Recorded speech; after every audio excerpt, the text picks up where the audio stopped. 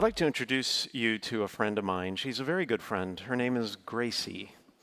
You might have seen her around here sometimes on the campus because occasionally I get to pet sit her. Well, twice a week I go and pick Gracie up at her home and we run through the neighborhood together. There's a trail along the bay that Gracie and I love to frequent. Now, normally Gracie runs like a champion. She loves to run. But when we pass by the park where owners let their dogs off leash, things start to break down a little. You see, Gracie becomes distracted by the other dogs having fun and chasing frisbees and playfully sniffing each other. And she wants to play too. So her trot slows down and her little furry head keeps glancing over at the park wistfully. And then she looks up at me and I swear I can read her thought bubble. It says, "Father Roger, can't we play too? Can't we go play too?" Well, I gently tug on the leash and I explain to Gracie that we have to keep going. We're not like those other dogs and their humans. We have work to do. Well, she seems to understand and she picks up the pace and together we focus once again on the road ahead. I tell you this because I think humans are a lot like dogs. It's easy to get distracted, right? Forget our purpose and get off track. And that's why we created this series called Focus. It's about helping you and me keep our eye on the ball and focus on what matters most in life, like our faith, our family, and the people around us who need help. The problem is that distractions are everywhere. And every week we've been covering a different distraction. In the first week, we talked about the distraction of wanting more money and possessions. And we said that the answer to that is to intentionally cut back on spending, to declutter, and to simplify our lives. In the second week, we talked about leisure and kind of overindulging in life's pleasures. And we said that the antidote to that is to do the opposite of leisure and get up off the couch and serve other people. In the third week, we talked about the distraction of conflict, right? Getting sucked into everybody else's drama. But what a big time waster that is. And the remedy for that, we said, is to rise above the conflict by keeping our eyes fixed on Jesus. And then last week, we considered the danger of following the crowd, the crowd out there, the fashionable crowd, and forgetting about what matters most to God. And we said that at the end of the day, the in crowd many of us try to emulate may not actually be in after all. So rather than follow the crowd, the best strategy is to keep your God-given purpose, the reason you are on this planet, in the forefront of your mind. And to do that, we suggested that you take some time this week to think about your why, W-H-Y, like why are you here? Right now, at this moment in your life, in this season of your life, why are you here? Why did God put you on this earth? And if you can articulate that why in just 5 to 7 words, it will help you keep on track and not be pulled off course by the trivial concerns of the crowds all around us seeking our attention. Well, this week, we consider yet another potentially damaging distraction. And this one, as I said at the beginning of Mass, is near and dear to my heart because I tend to struggle with this. This is the distraction I struggle with the most. And it's embarrassing. It's embarrassing. It's the need for constant applause, the need for praise and affirmation from other people. That's the distraction we're looking at this week. They say that everyone has their 15 minutes of fame, right? Maybe you've already had yours, or maybe you're still waiting. But mine came in the 4th grade, when I was given the lead part in Winnie the Pooh. Yes, I was cast as the lovable Pooh Bear. I mean, you can see it, right? You can see it. And I tell you, a star was born that day. I lapped up the attention like a kitten devouring a bowl of cream. I remember practicing my lines in the mirror endlessly, See, never before had I been the center of attention like that. For the first time, I didn't have to settle for a bit part in the school play. I didn't have to dress up like a rock or a tree or a sunflower. I was no longer fading into the background. Now the spotlight was on me, and I loved it. But then it was over. And I sank back into obscurity. And I got to tell you, it didn't fill me up. It didn't really make me feel better in the long term. In a lot of ways, it left me feeling worse. You see, fame isn't all that it's cracked up to be. The actor Jim Carrey once said, "I think everybody should get rich and famous and do everything they ever dreamed of so they can see it's not the answer." Indeed, the love of attention, whether it's being famous or standing up in front of people or other ways of getting attention, that love for attention can be an obsession for some people. And the problem is that trying to find our sense of self-worth in the recognition and approval of other people, it's a fool's errand. Now, obviously, praise is a good thing, right? You should affirm your spouse if you're married.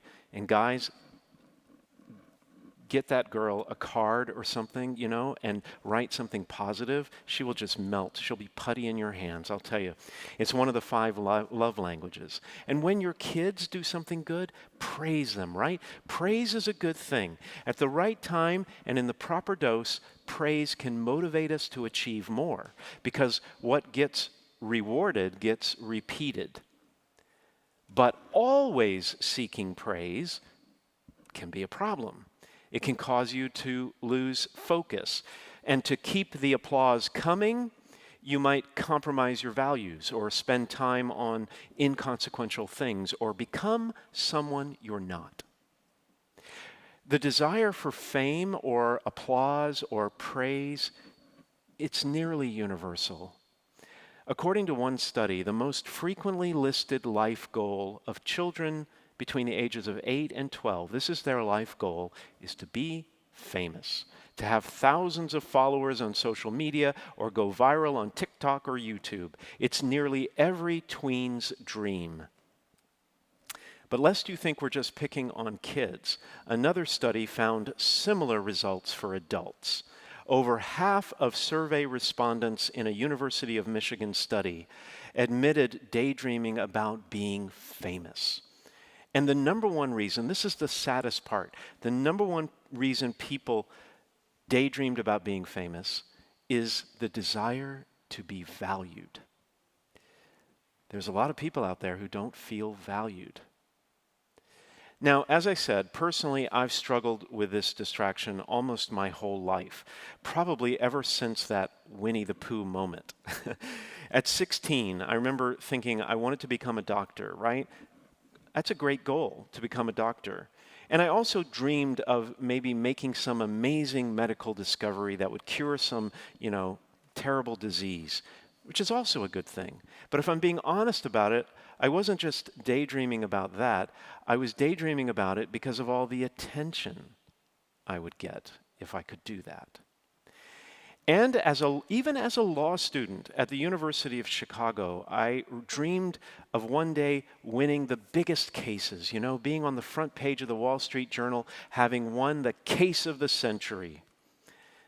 But not because it would be good for my clients, but also because of the attention I might get.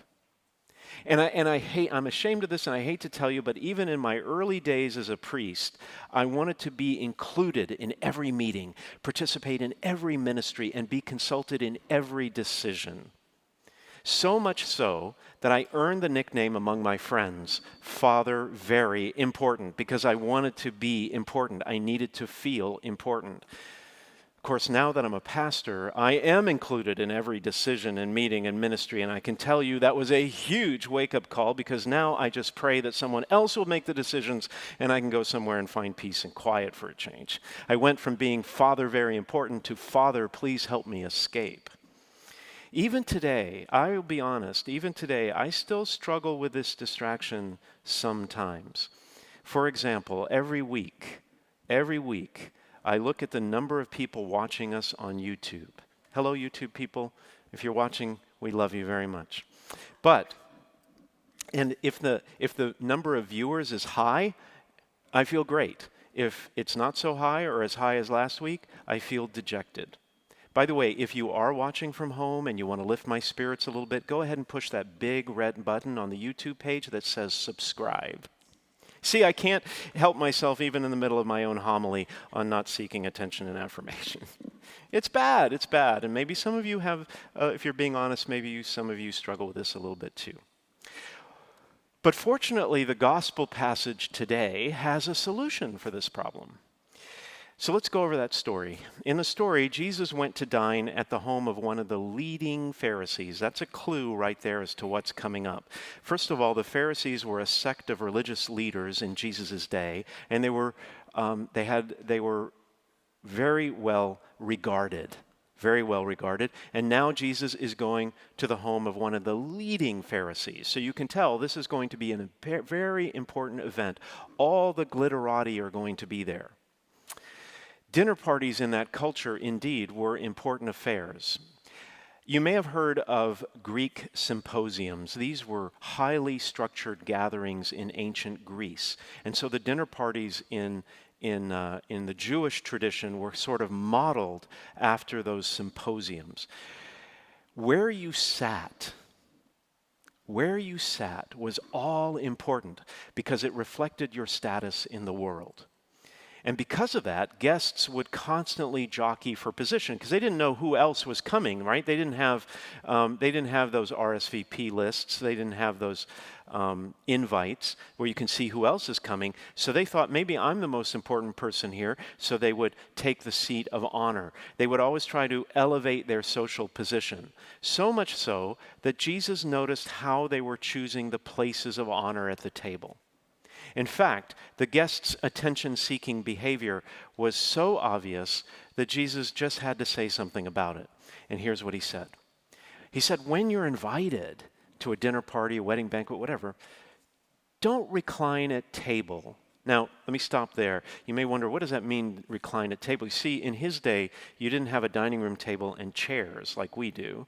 You had a low-lying table just off the floor, and you would literally recline on your side, and you stretch your feet out away from the table, and you'd put your right elbow up on the table, and then you would eat with your left hand. I can't imagine that was very comfortable, but that's what they did. So anyway, he says, do not recline at table in the place of honor. Or you might be embarrassed when the host asks you to make room and move to a lower position because someone else came who was in a higher position that you didn't know about, right? So he says, don't do that. Practical advice. Rather, he says, when you're invited, go and take the lowest place so that when the host comes to you, he may say, my friend, move up to a higher position. Then you will enjoy the esteem of your companions at the table. But Jesus didn't stop there. He then turned his attention to the host, and he said, when you hold a lunch or a dinner, don't invite dignitaries and VIPs. Rather, when you hold a banquet, invite the poor and the marginalized, people who can't repay you. You see, both the host and the guests at that party made some critical errors in judgment because they were trying to get applause and recognition from other people. The host tried to upgrade his social standing by inviting the celebrities of his day, and the guests sought the praise of others by attempting to sit in the most important places. In both cases, Jesus offered some important advice, and I'm paraphrasing here. Don't seek applause from others. Here's exactly what he said. For everyone who exalts himself will be humbled, but the one who humbles himself will be exalted. The distraction of applause, it's dangerous for many reasons, as we've said, but the most dangerous one is because it reflects a desire to exalt ourselves. And because that desire it's bad because that desire may very well keep us from where we really want to go, both in this life and in the one to come.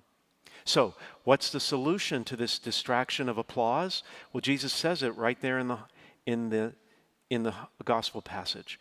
The solution is humility. It's giving, not seeking applause. It's giving, not seeking affirmation. It's giving, not seeking praise. The best way to keep your desire for admiration and praise from getting out of hand is to become a cheerleader for other people. You know, when Jesus told the guests at that party to let others have the best places at the table and the dinner host to invite those who could not repay him, he was essentially telling them to lift others up. Lift them up. Seek the applause of others instead of themselves. Now, one good way to do that is to redirect praise. Like if you're praised by someone, you could say something like, hey, it was a team effort, or we all pitched in, or I really have to thank so-and-so.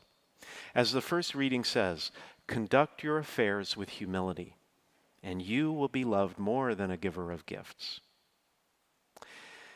In the late 1800s, there was a cardinal in the Catholic Church.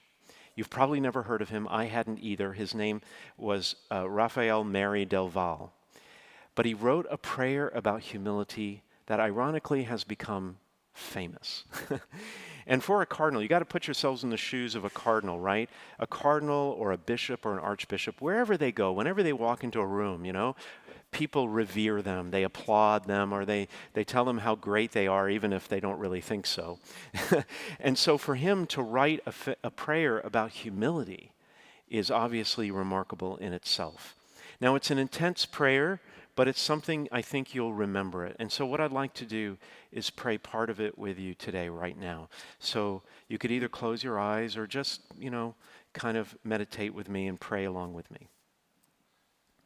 Lord Jesus, meek and humble of heart, deliver me from the desire of being esteemed, from the desire of being loved, from the desire of being honored, from the desire of being praised, from the desire of being preferred to others, from the desire of being consulted, from the desire of being approved. Deliver me also from the fear of being humiliated, from the fear of being despised, from the fear of being forgotten, from the fear of being ridiculed, from the fear of being wronged. Jesus, grant me the grace to desire that others may be loved more than I, that others may be esteemed more than I, that in the opinion of the world, others may increase and I may decrease. Jesus, grant me the grace to desire it. Amen. As I said, it's an intense prayer. And I think humility today often gets translated as, just don't brag about yourself, right?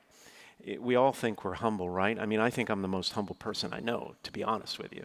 But actually, humility goes much deeper than that. It goes sometimes to wanting others to succeed, even if it means you might not. That prayer doesn't let any of us hide from our inner pride, from our secret, unspoken desire for approval. Well, I want to conclude with an uplifting story that I ran across. A few years ago, something unexpected happened on a Virgin Atlantic international flight from London to New York. It was something good. A well-to-do young man named Jack and an 88-year-old former nurse recovering from knee surgery made friends in the Heathrow Airport terminal while waiting for their flight.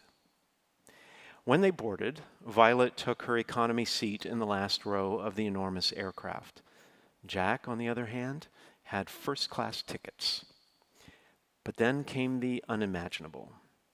Jack walked down the long aisle and brought Violet up front and gave her his seat in first class, while he walked to the back and took Violet's place. He said nothing to the flight attendants or anyone else. He didn't ask for praise or recognition. He just quietly did it. Later, one of the flight attendants who got wind of it posted on social media that of the hundreds of flights she's been on, she's had the pleasure of looking after famous athletes, supermodels, and movie stars. But none of them, she said, melted her heart like Jack and Violet. In a world of celebrities and attention seekers, I think Jesus would have been proud of that young man. And I think we should give him a round of applause.